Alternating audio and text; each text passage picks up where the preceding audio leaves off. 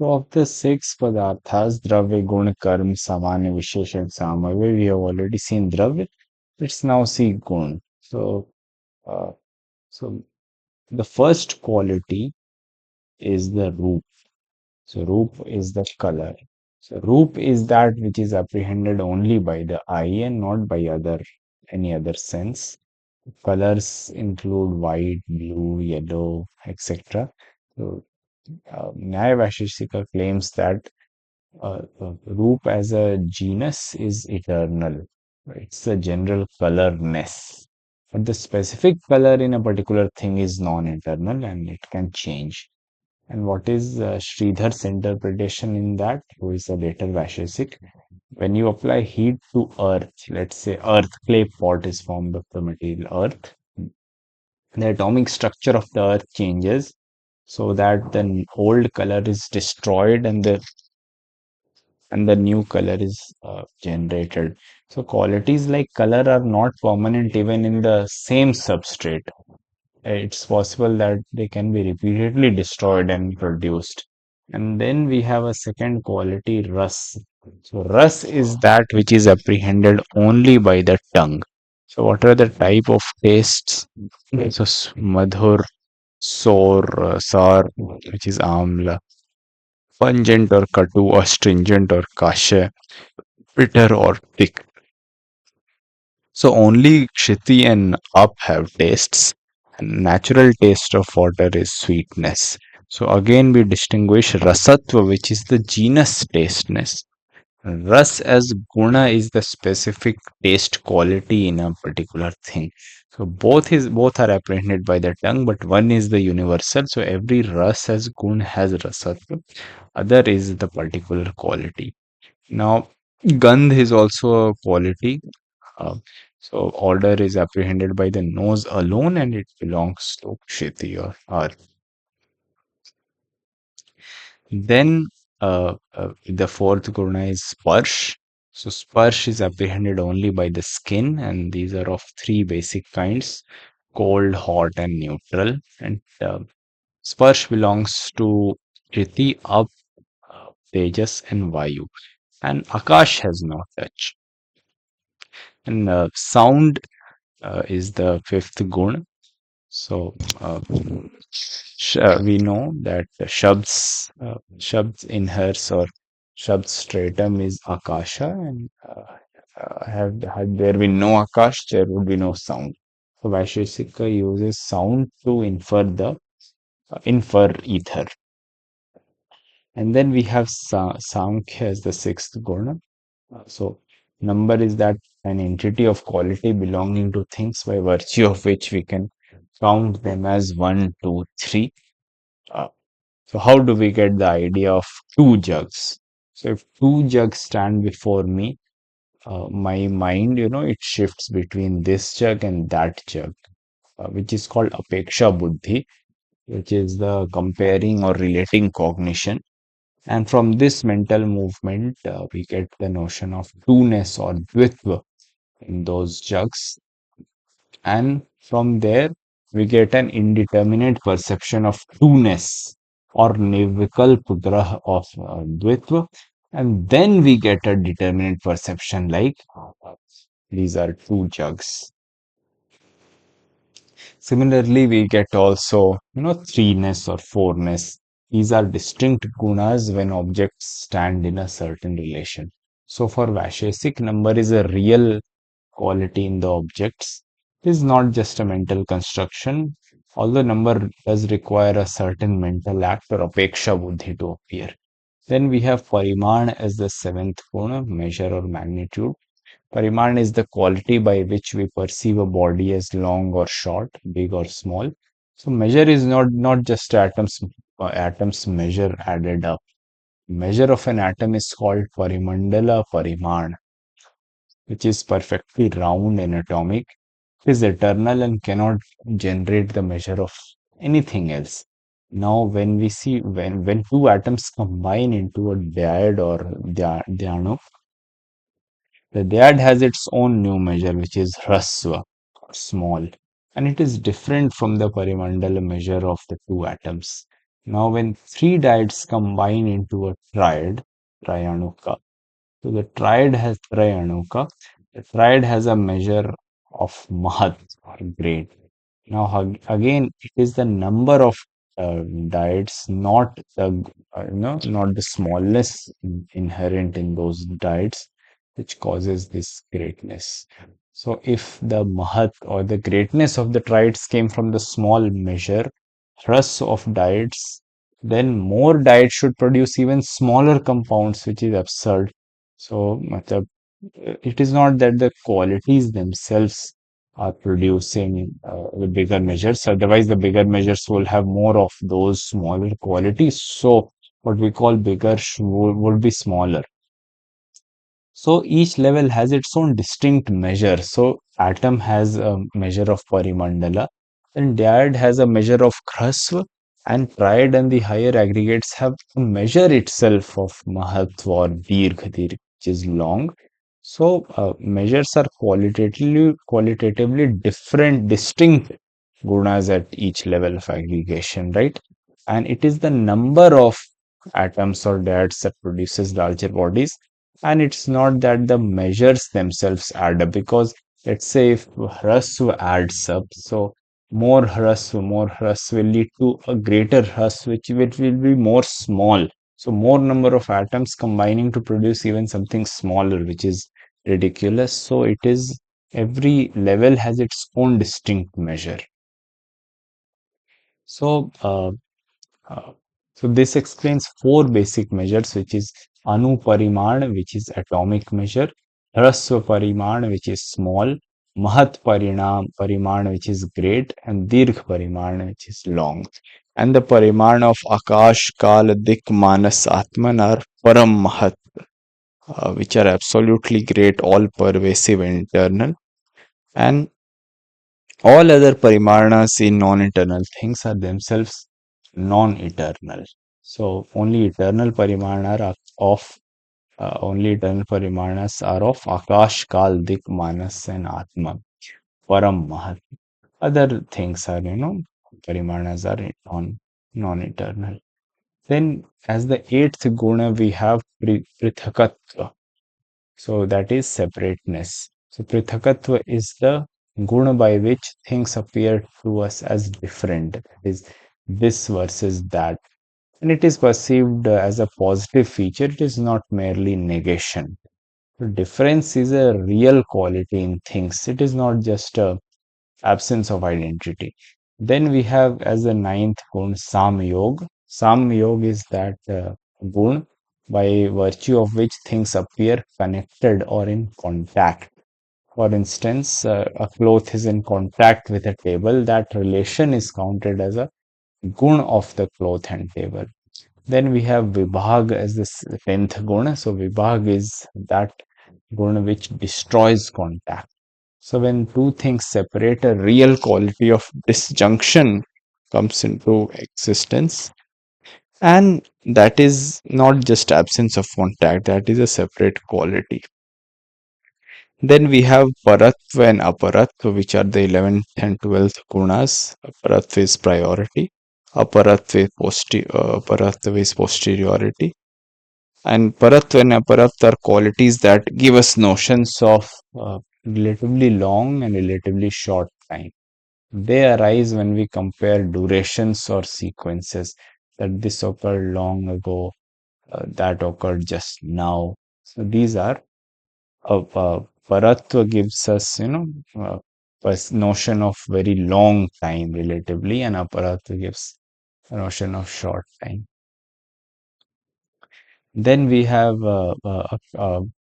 some higher qualities that belong only to the soul, so or Atman. So the following are some cognitive emotional qualities which belong only to the soul or Atman.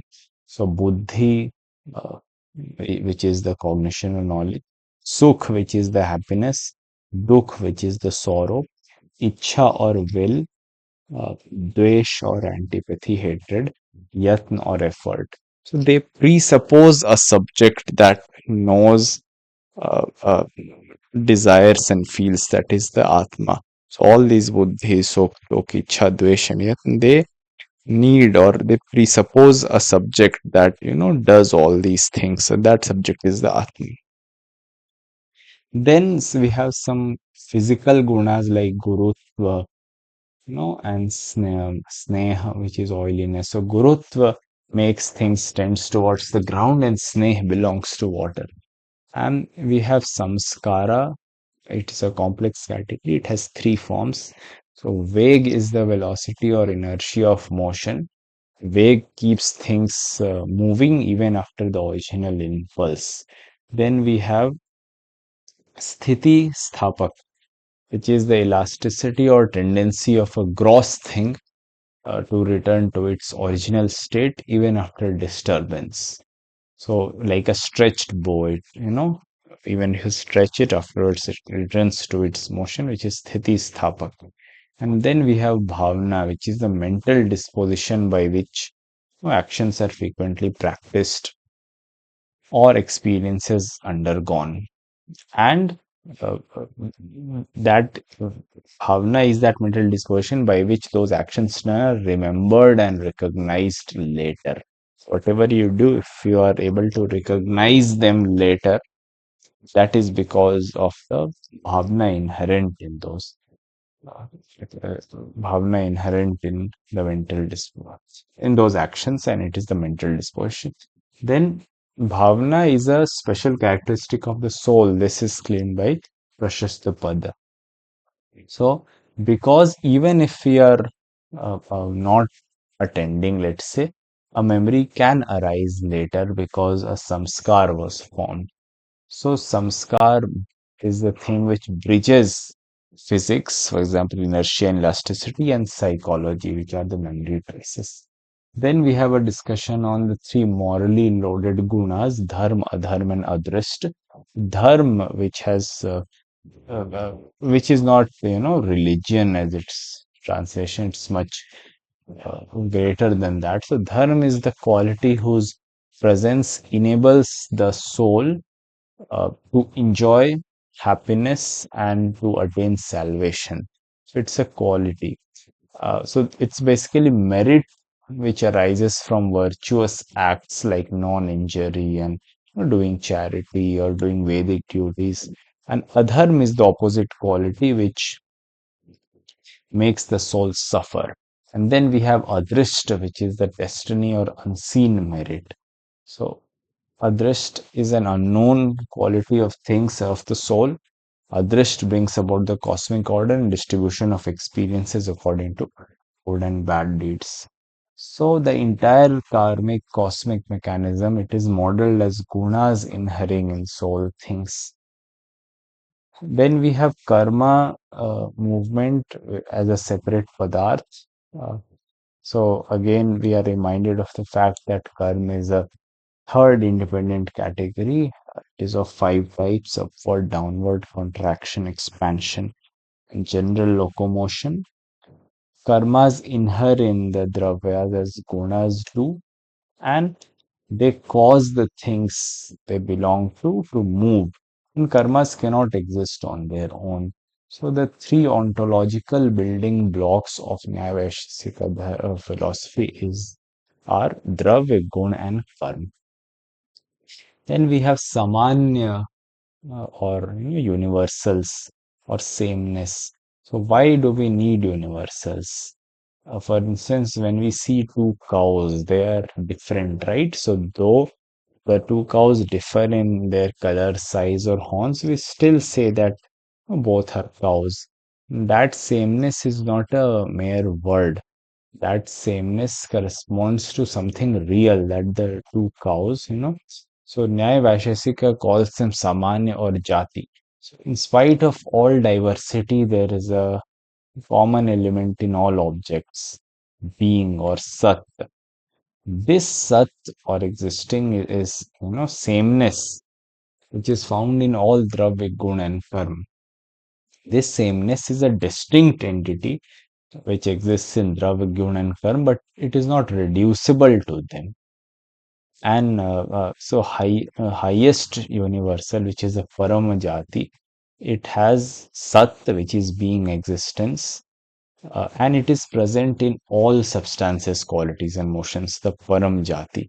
Now, as we keep climbing down this hierarchy, we have intermediate Jatis or upper Jatis. So, Dravyatva, which is the substancehood, Gunatva, which is the qualityhood, and Karmatva, which is the motionhood. These are, subsets of the Sat, and then still we have the lower jatis, for example, Gotva jati for cowness, or the genus is cow. So every cow has Gotva jati because it is formed of dravya. Cow is earth, so it has those qualities. Gun, uh, for instance, it has color. Uh, Karmatva, it does some motion, so it has all the three. Uh, And because it is a being, so it also has sat. So each jati can appear as a genus related to individuals lower than it, and species related to a higher individual.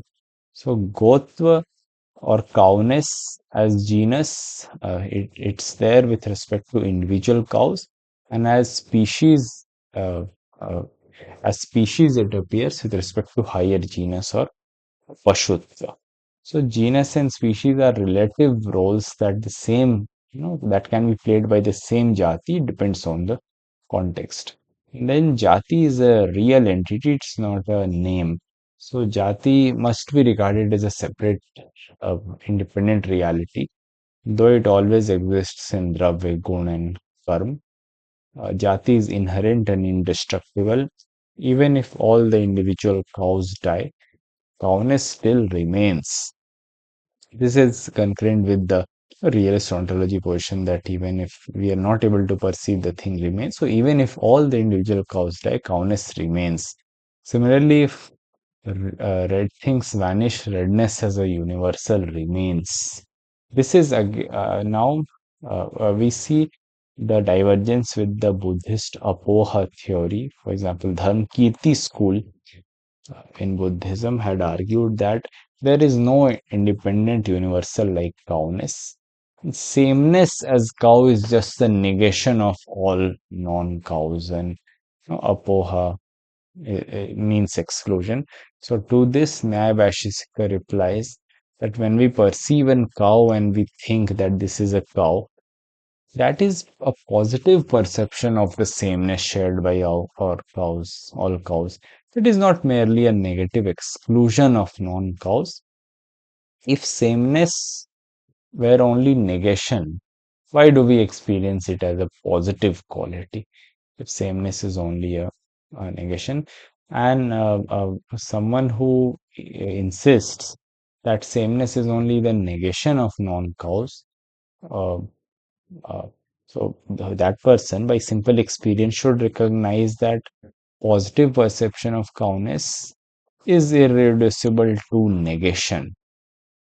So, uh, so perception of jati is a positive cognition requiring a real universal, not just an abstract negation. So all perception of sameness of a thing is due to presence of jati in that object, and jati is eternal, non-destructible, and separately real. Then we have Vishesh or particularity as the fifth padarth. So through Vishesh, things are perceived as diverse. Vishesh is the category that accounts for irreducible specific differences when things are otherwise indistinguishable. So Vishesh applies mainly to atoms, or Mukt Atma, who are the emancipated souls, or the minds. So why is that so? Because all atoms of Earth are qualitatively identical, have the same dravya, same element, same basic qualities. Yet there are many distinct atoms. So to distinguish A from B, atom A from atom B, we need some individuating principle. We need Vishesh. So Vishesh is that eternal or non-perceptible entity that makes each atom a unique individual even when all their general features and qualities are the same. Then comes Samavaya, which is the category of inherence. So, Samvaya is the relation of inseparable union by which two different things appear so intimately unified that they constitute one whole. They are so intimately unified that they constitute one indivisible reality. For instance, substance and attribute, substance and motion, substance and universal. For instance, cow and cowness. They are inseparable. Ball and its rolling, inseparable. Cloth and its color, an atom and its thisness or being of the atom. So these, we never experience the two terms separated while they exist. And we never see redness floating free from any red thing. We never see a pot apart from its atoms so long as the pot exists. So that Samvaya is meant to explain why this happens. And Samyog was a relatively similar sounding word. There's a lot of difference. Samyog occurs between two separate things that can be joined and later can be separated too. That is a youth siddha relation. For instance, if I put a pen on my table, currently they are in a relation of samyog, but if I remove it, they are separated. No samyog exists then. And but samvay is holds that uh, between things that cannot be separated at all. Um, as long as they are what they are. That is Ayut Siddh. For example, clay and the pot it forms, cloth and its color.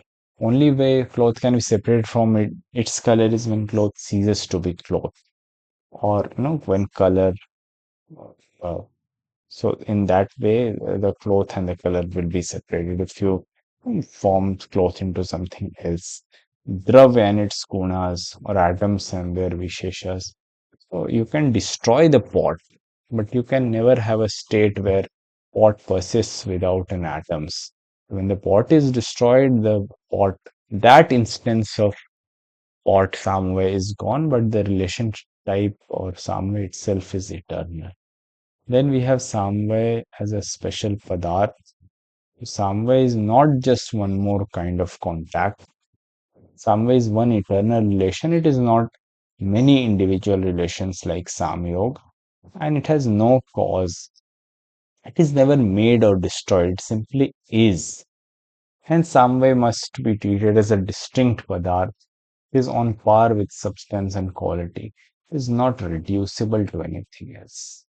So, these six things are the six padarthas or independent realities. They are experienced in perception and they are expressed in language.